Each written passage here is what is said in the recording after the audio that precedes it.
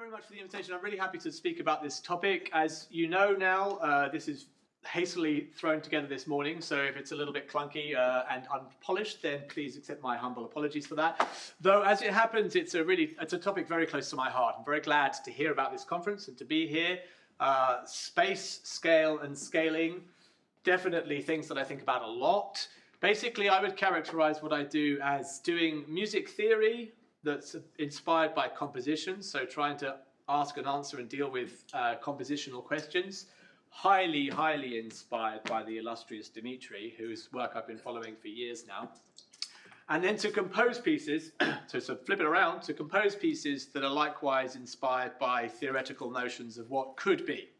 So music theory is sometimes tarnished by being described as a kind of after-the-fact thing. There is music, and then there is music theory to try and describe that music, make sense of what has gone on there, which is often the case, though there have been points in history where it has gone the other way around, for sure, particularly when you get people who identify as composer theorists. They have a structural idea that could give rise to new compositions, and that's sometimes associated with 20th century music, so the invention of serial music, for example, but it pops up all over the place. So in the 14th century, the isorhythmic motet, for example, highly, highly pre-compositionally designed. Lots of planning goes into it. In one famous case, supposedly the proportions of the piece are supposed to be a direct analogy to the proportions of the Florence Cathedral, for example. So things like that are there in history, as many of you know.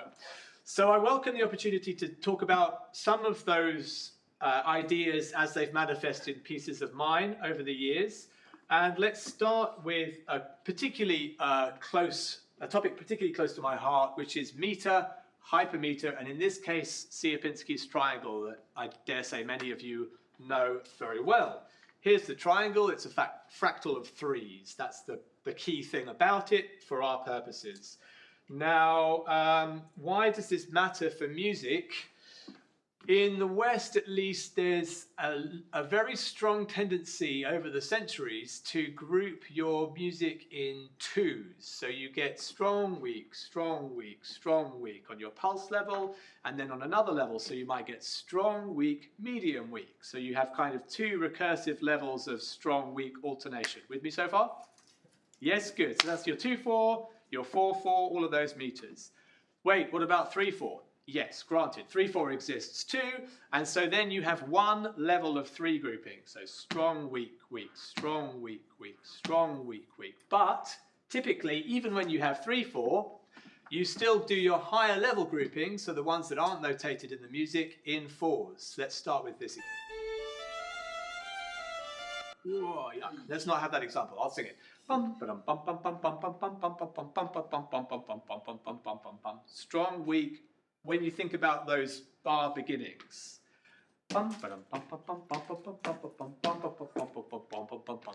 Arguably, but certainly not threes at this stage. Now, some of you might know what's coming here. Later in this same composition, which Dimitri introduced earlier, Beethoven's Ninth, same movement even, it regroups in threes. So this hypermetrical structure goes from twos at every recursive level, save that 3-4 level, to grouping the hypermeter in threes as well. So now we go from that was the 4 version to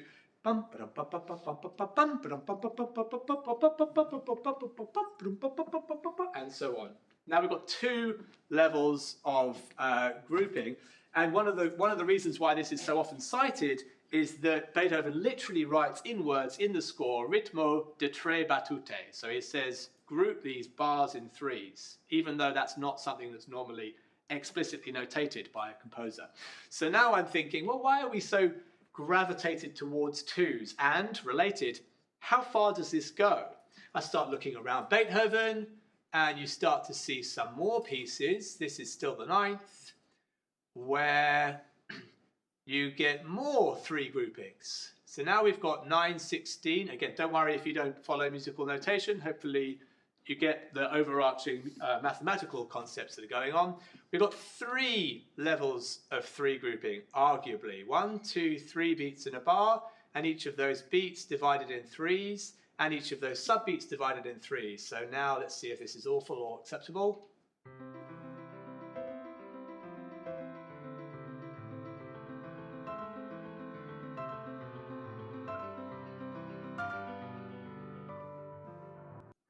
More levels of 3s, but that's basically as far as you get in the common practice. You never get 3s and 3s and 3s and 3s turtles all the way down. So this is an introduction to the kind of thing that makes my composer brain, all the synapses start going. What if we had a piece where at every structural level it's 3s? It's grouped in 3s at a formal level, it's grouped in 3s for each phrase, right the way down, oh, that's on the wrong screen, excuse me, here we are. It's not for my benefit, it's for you guys. Right down to this very fast macro level. So these are adjacent notes on the keyboard. Basically the idea is you have the 3 neighboring notes, and it iterates, it tessellates through, and you have this 3, 9, 27, etc. grouping all the way along. Let's hear a little bit of that to put it in some kind of musical context. So here I start the juggling act.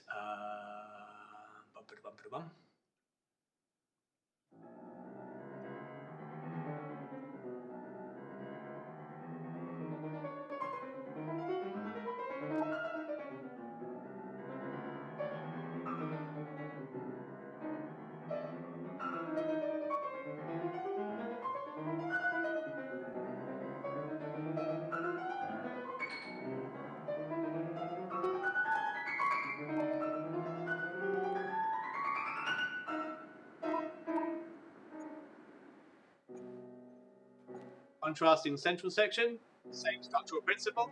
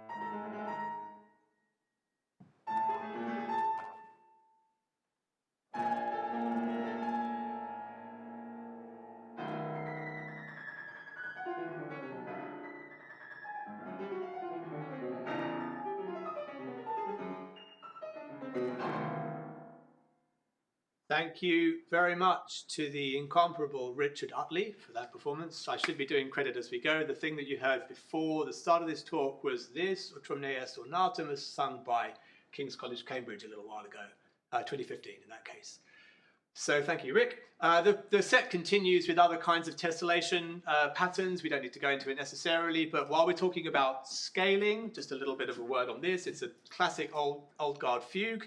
Starting on C here, the next voice is coming in at the 12th, but the, let me get this right, the mode is repeating at the 5th, so you get all of these kinds of strange inter-octave relations where the same theme gets morphed in a way kind of similar to some of the things that Dimitri was describing earlier. So just a few seconds of that.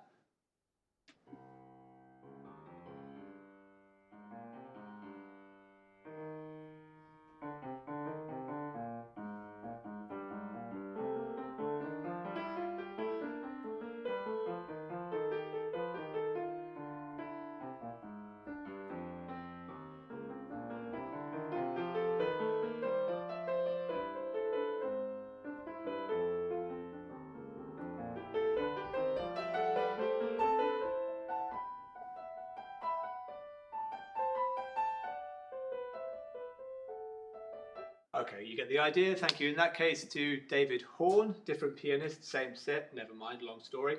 Where are we headed next? So we've had this notion of 2s or 3s, all of these different hypermetrical levels. Now I'm going to segue sideways into a group of pieces grouped by isomorphisms of various kinds, particularly between pitch and rhythm. So The story here is I was reading a very iconic article in our field by Jeff Pressing about isomorphisms between scalic structures and rhythmic structures. His idea is that, isn't it funny that we have this group of pitches, the white notes, where there's C, D, E, F, G, A, B, C, and their pattern, if you count the adjacent notes on a keyboard, is 2-2-1, 2-2-2-1, which is also a totally ubiquitous rhythmic pattern. Absolutely ubiquitous. Afro-Cuban music, African music, just all over the place, throughout lots of different cultures. Very, very popular pattern. Now, whether that has any kind of cultural, historical, explanatory power, maybe there's some sort of shared cognitive something going on that gives rise to that, I don't particularly care. I just liked this idea that you could connect the two. And so, again, as you might expect, that's the piece writing itself. So in this case, where can we go? The strict constraint is that you get that same patterning between the scalic structures that you use and the pitches. Now, where do I go for performance of this? We can go to the same place. There we go. This is John Batchelor performing this on the Selwyn College organ a little while ago.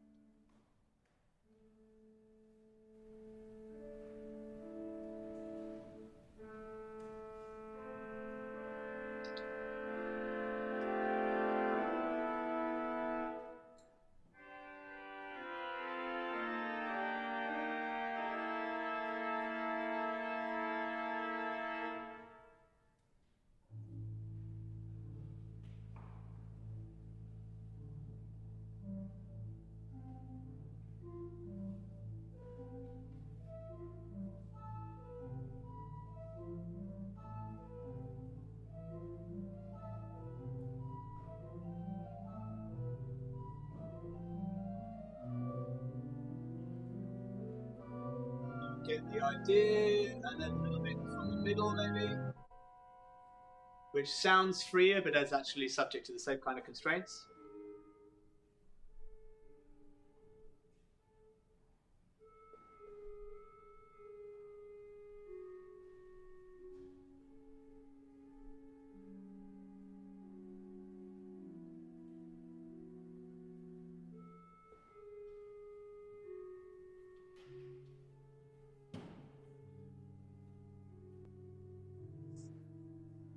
And what goes up must come down, so the first section is kind of moving arch up, and the last section is coming down the same way.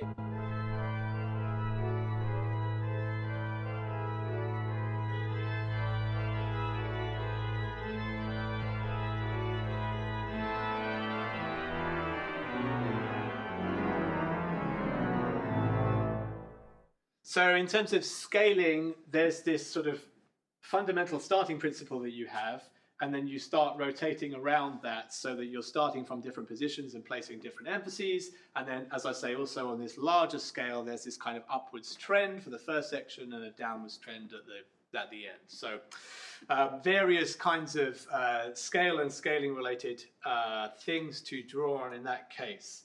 Sticking with isomorphisms, that's so-called isomorphic fantasy. Another way in which I was interested in connecting between pitch and rhythm was to explore an idea that's been prodded on by theorists for hundreds of years, which is about the overtone sequence. So any tone that you have, nods, people know this much. I don't do 101 physics. Well, I'll do a little bit. Any fundamental tone you have double the frequency, 3 times the frequency, 4 times the frequency, and so on. Yeah, I'm seeing more nods now, that's good. And so sometimes composers now, particularly in the 20th century, have sort of been intrigued by that. The fact that if you have a major triad, for example, then you have a 4 against 5 against 6 polyrhythm going on at a speed so fast that you don't hear it as a polyrhythm, you fuse it as a single sound, single sonority. But this has intrigued composers like Henry Cowell and Karl-Heinz Stockhausen, among others, who then do something with that in their works, whether that's actually perceptible as a connection or not. There's a famous piece of Stockhausen's where he sort of tries to hedge between them, to sort of connect them in a way, in one of the contact pieces.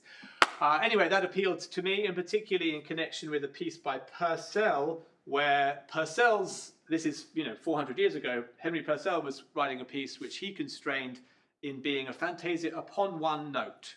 So he has one middle C running all the way through the composition, which stays there all the time, and all the harmonies and everything that happens has to fit with that. So in this case, a piece resulted where it's the note-for-note transcription of the Purcell, but with the additional constraint of having these overtone-inspired isomorphisms going on at the same time. So if you get a major triad happening, then you get that 4 to 5 to 6 rhythmic pattern going on, and if you get a more dissonant chord, then you get more complicated numbers, so 7 to 8 and 15 to 16 and all these kinds of things. And this takes place on a range of scales. The notes are basically these first few seconds. This is the Purcell.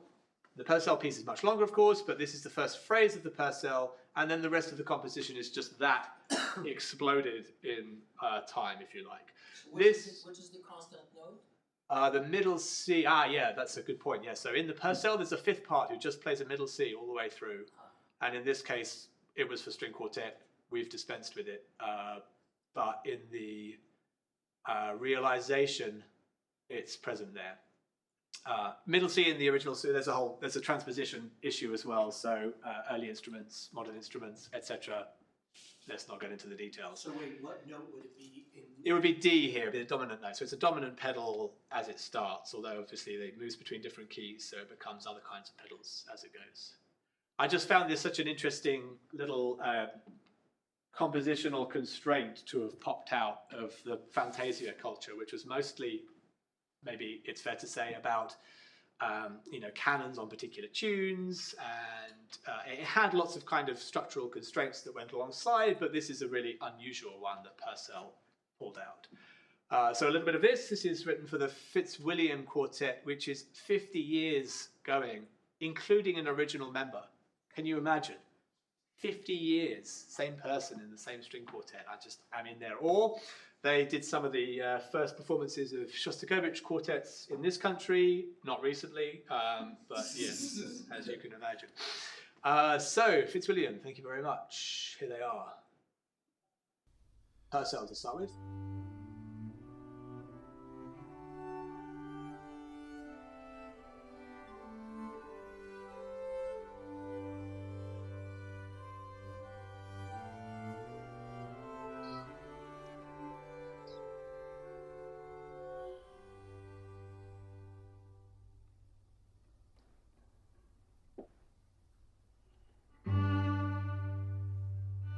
So this is that opening sonority, the G and the D.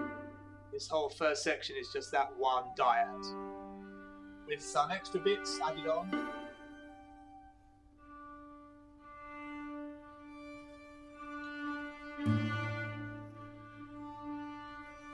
And then even in these nominally free parts, you have the same relationship. So if it goes up an octave, it goes to double speed. If it goes up a fifth, and so on.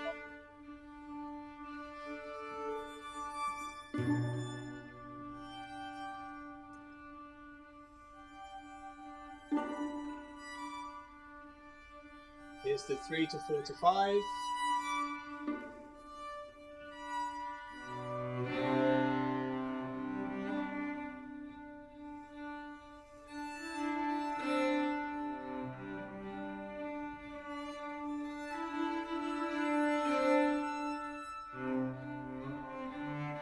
And then maybe just a little bit from the middle, perhaps we'll hit something dissonant.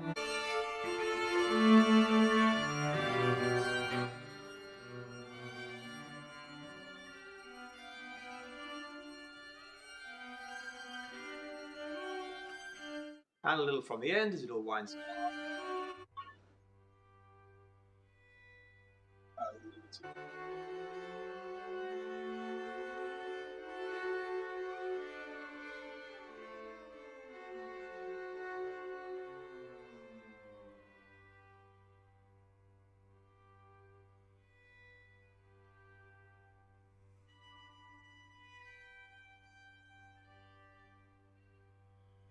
hopefully you get the idea about how that same application is happening at the very small level with the ba ba ba ba ba ba ba ba ba. It gets faster as it goes up, and there's little rhythmic motifs, while also this whole sweep of a, 7-minute piece is just the first 4 bars of that Purcell. So again, I thought this would be pertinent for today in terms of scaling your organizational structural principles between the very micro and the very macro. Again, not committing to it being perceptually the same thing, or rather committing to the opposite. It isn't perceptually the same thing, but it is an interesting link to make, in my view. I'll keep going with this kind of thing unless anybody wants to stop with urgent burning questions. This Purcell piece was originated actually in 2009 when there was a big Purcell anniversary, and is one of several pieces that have come about as a result of contemporary look at very old music, if you like. The most recent case, where's the PowerPoint? Here it is. So you might think of old wine in new bottles. The most recent case is not this Purcell, obviously, but a piece for last year commissioned by the Marcias trio, which I called Steampunk Bird. Bird was, again, died 400 years ago, last year, 1623.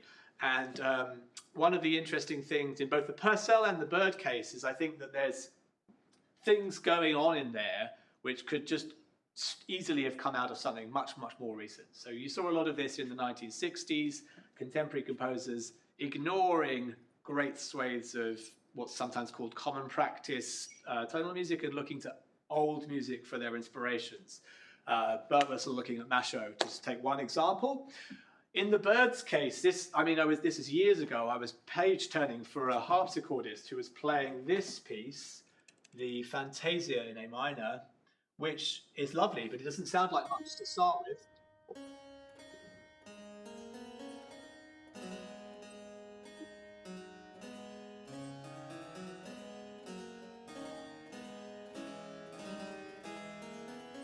No worries, very kind of rhythmically regular, no problem, very, very kind of ordinary in some ways, beautiful, but ordinary.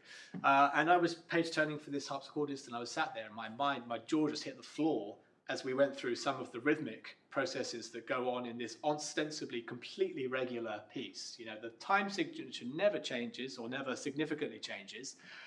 Through it goes, and yet you get all of these stunningly awesome, I would say, rhythmic modifications which could easily have come out of a Dave Brubeck album. So in this case, again, note for note from the Bird, but just only using those pieces those moments which are rhythmically notable, shall we say.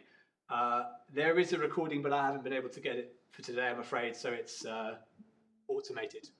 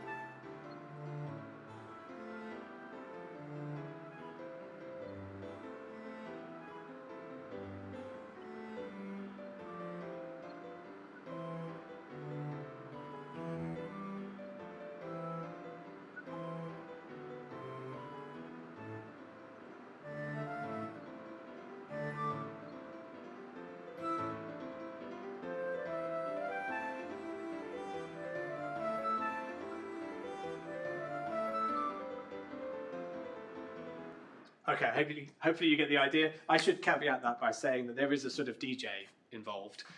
So you get the Bird, it plays through. The choice, the selection of the moments obviously is highly cultivated. So just ignore anything in a regular 4/4, stick all the stuff together that is not in a particular order, and a little bit of a scratch and restart effect. So you play for a little bit and then it starts again, back again, back again. So it is strictly the case that all of the notes are from the bird, transposed and recombined in different ways. But yeah, there is also a little bit more of a curatorial hand in there than maybe I suggested at the beginning. So, bird, sorry, I didn't have the score to hand. I don't know what's happened there. I haven't opened it in time for today.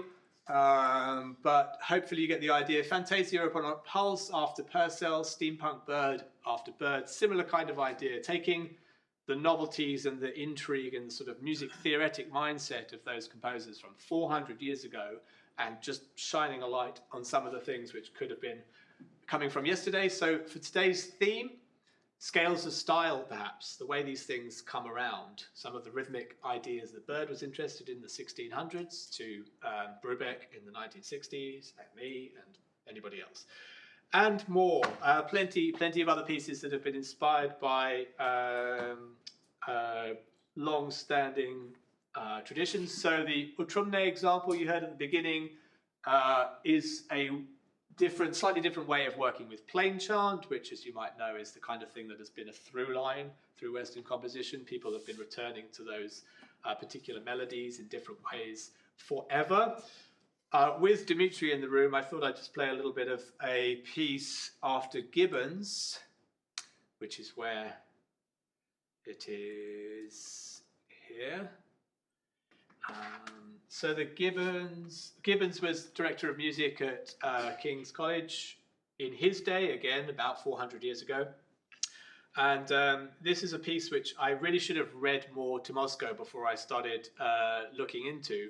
The conceit of this piece is to take parallel augmented triads, so bom, bom, bom, going down sequentially, and to, in the very finery of which voice is changing when, hit every single possible route through that, every distinct route through that. So you keep alternating between major, minor, augmented triads and just find your path through this piece. And I thought, oh, this is very interesting. And I started theorizing it and I started putting it all together. And then I read that I was late to the party. So thank you, Dimitri. That goes like this.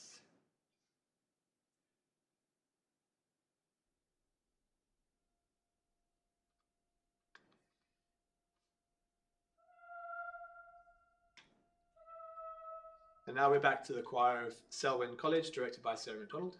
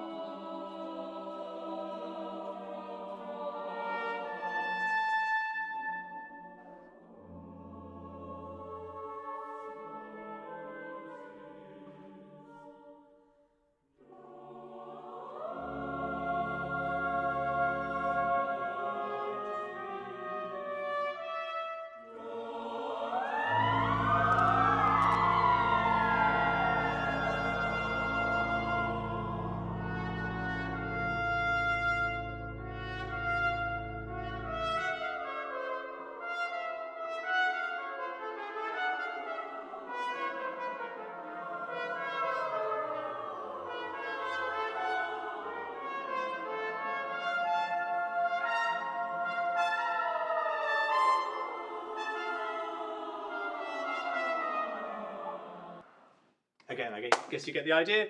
I should mention there's also a shepherd tone in there, so that's another way of dealing with descents at different time scales. Everybody familiar with shepherd tones? Yeah, apparent perpetual descent, where you have multiple descending lines, and the dynamic is controlled so that it's most audible in the middle, so you sort of miss the reintroduction of notes at the top, and it just sounds like it's continuously descending. Not so trivial to recreate with live voices, but I think sort of just about doable and fits with a piece that's basically about descent. Of one.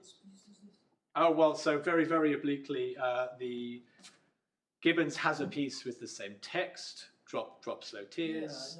Musically, then the connection is a little bit more tenuous, but they get performed together, and it was commissioned by King's for 2015 when the chapel was 500 years old in that case. So, we shoehorn the compositional constraints into the commission opportunity as best we can. So time is 7 minutes on the clock. I think we've got time for maybe one more. Pedagogical pieces, if you like. So a lot of the choral music came about, I was singing every day. I had 2 successive cathedral jobs and a load of soloing, and you just spend a lot of time around that repertoire. You start to write music that engages with it. Gradually that segued into much more time in academia and much less time as a musician, which meant a lot of teaching, and a whole load of pedagogical pieces fell out of the end of that, including all sorts really. Quirky things about pieces that we had to teach, so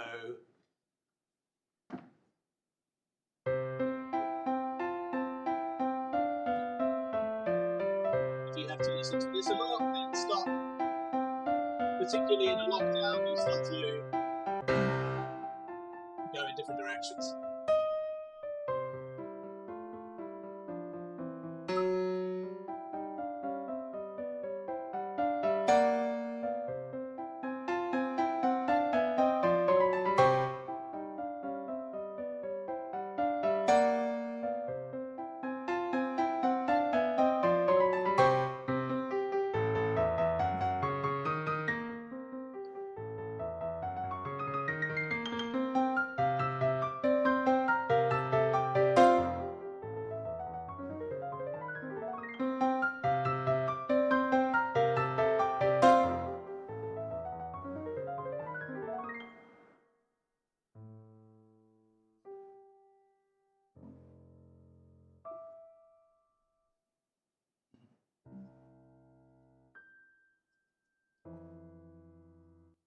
Actually, that's a nice way to wrap up maybe. So stuck in the wrong parameter. Registration, I think, is an underexplored compositional parameter. A lot we talked about pitch and rhythm, but where the notes fall is not often the focus. So that then became the focus of another pedagogical piece. I did a lot of serial composition, teaching of serialism, both live, if you like, and in writing that textbook, which I've alluded to before.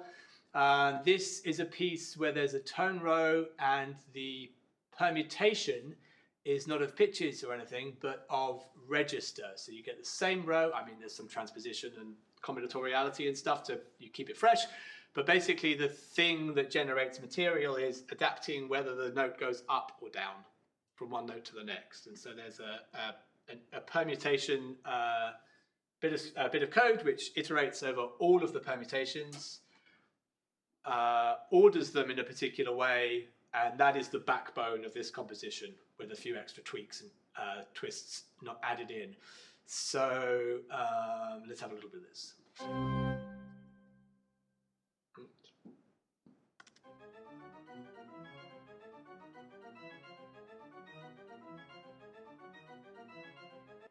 You can hardly hear it to start with, which is the note that's going up and down. They're coloured red, and they're slightly longer.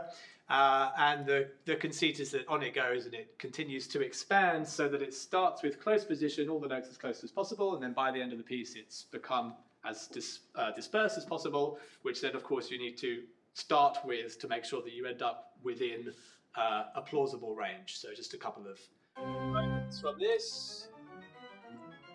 It's slightly expanded. That's the second voice, so that's a special case. And on it goes.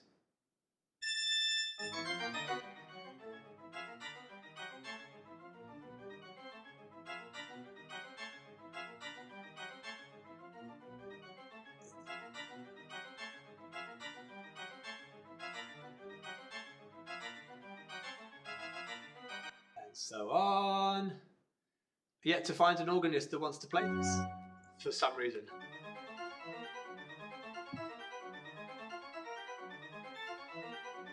So on.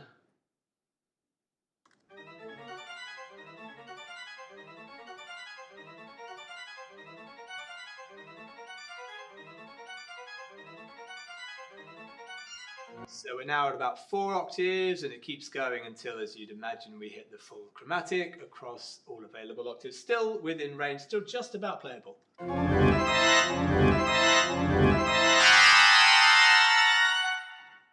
And then the conceit that's bookending this thing is building up of a row, so you add all the notes iteratively at the beginning, and then you remove them at the end, which doesn't play back very well here, but actually on an organ it's a pretty awesome effect to have a total chromatic on the, played at once, and then you try to hear notes being removed, so it's like a figure ground reversal.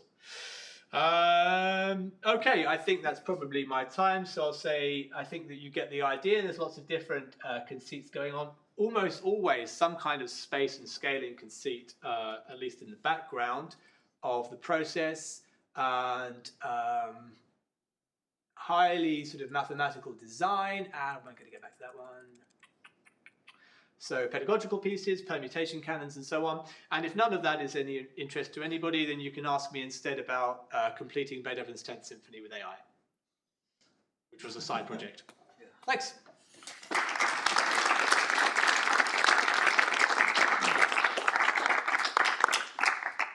Okay, great. I bet we have some questions. Go ahead. Yep. So, Fantasia on a pulse, it's kind of blowing my mind. So this is the notes going up and down defines the rhythm. Okay, but then how the hell do you write that music?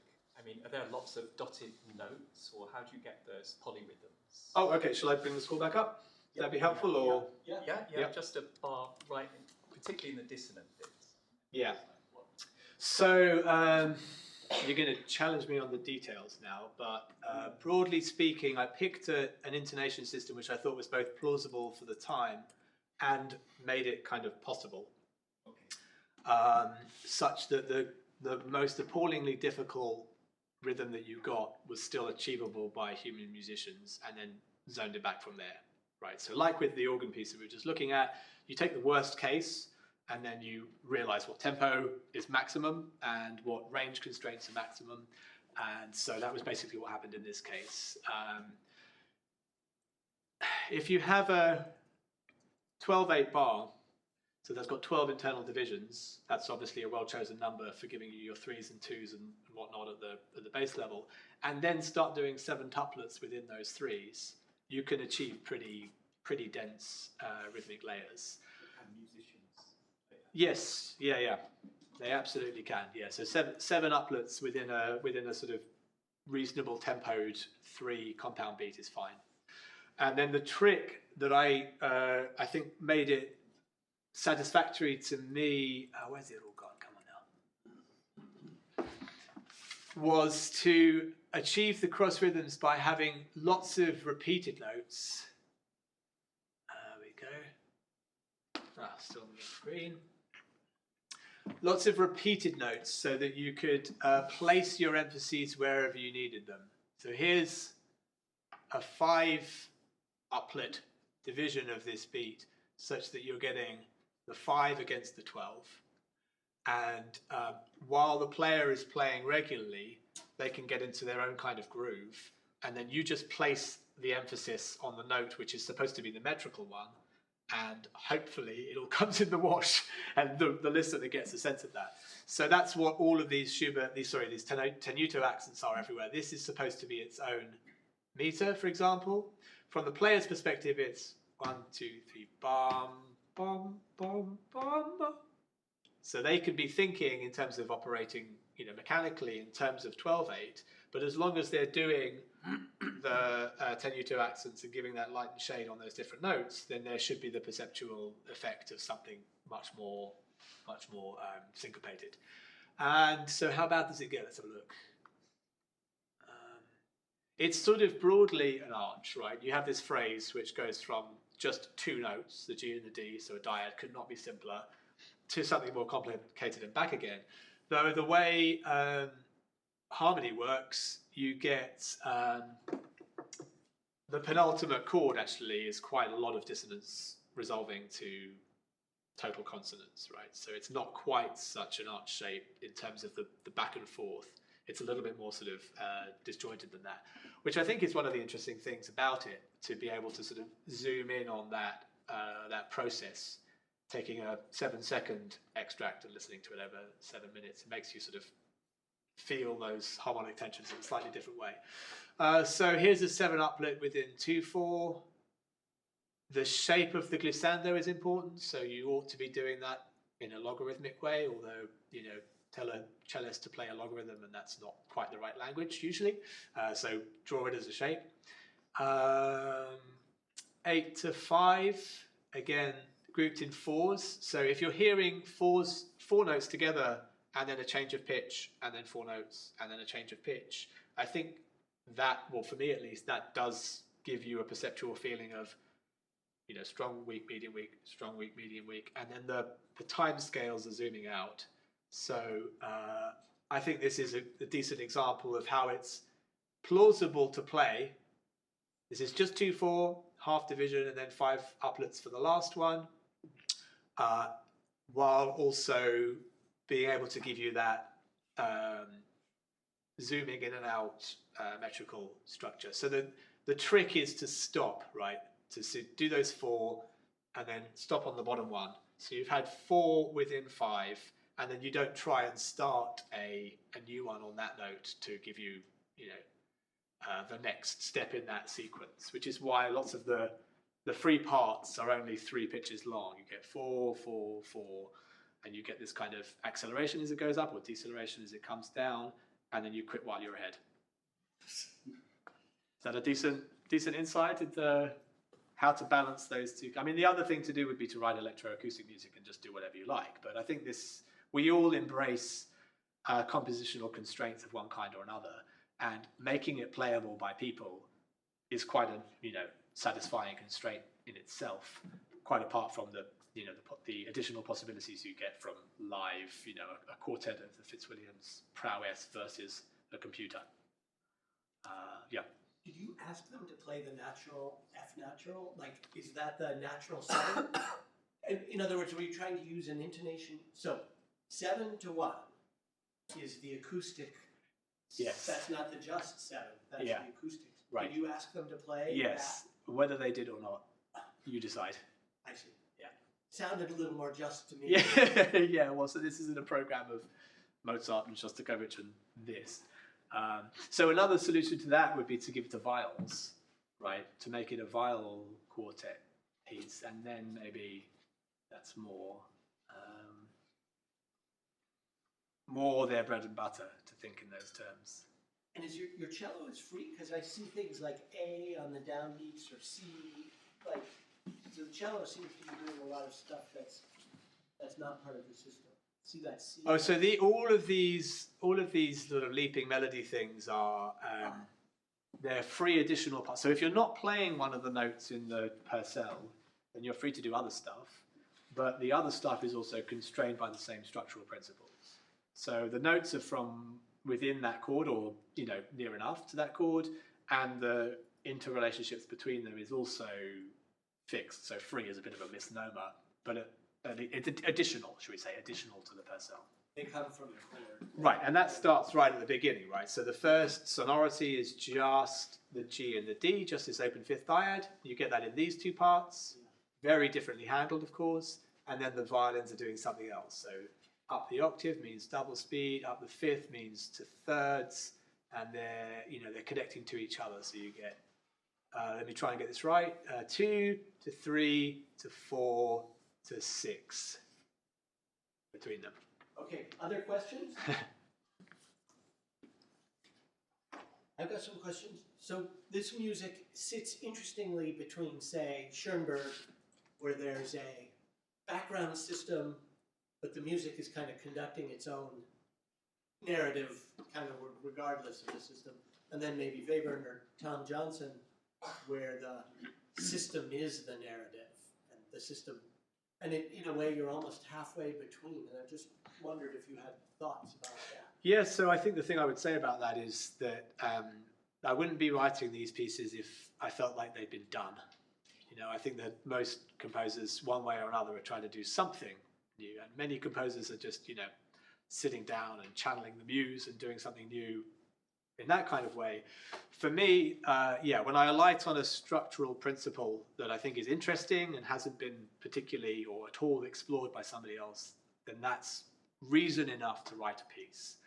And it's not for everyone, either as a compositional practice or aesthetically, but it's the thing that I want to do personally with composition.